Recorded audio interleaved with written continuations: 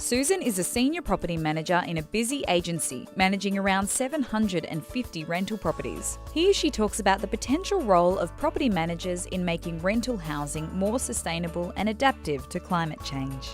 55% of the properties in Newcastle are rental properties, same Cooks Hills 55%, and our immediate surrounding areas, say Mayfield, 43% and Hamilton, so it's quite significant, and it will play a substantial role in the whole sustainability effort. Property managers, who obviously we work on their behalf, we need to be able to just be totally involved in the whole thing and be educated, and to be able to communicate and pass on what's happening right down to the end user. We need to be very, very much involved, along with the owners and the tenants. Tenants can get involved now on a very basic level, because we have major problems as far as the legislation that is in place. The Residential Tenancy Act as such of 2010, what it is now, is totally contradictory to the cause.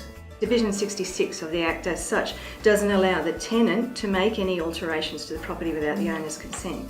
So if a tenant, for example, thought, well, I'd like to put on solar, I'd like to put in insulation, or whatever they choose to do, put in a water tank, all those sorts of things, they're not allowed to do that without the owner's consent.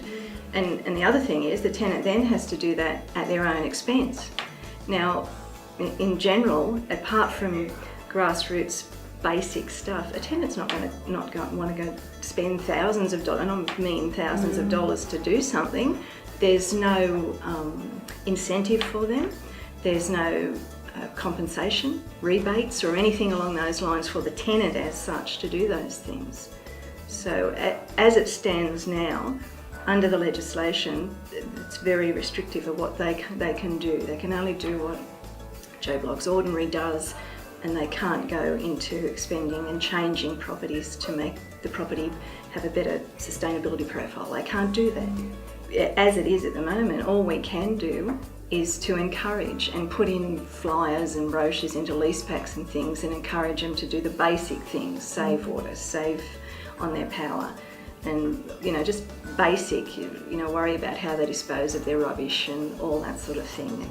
And that's why it's vital that the people that initially organise these initiatives and put them in place, they have to call upon people from tenants, landlords, from groups, organisations.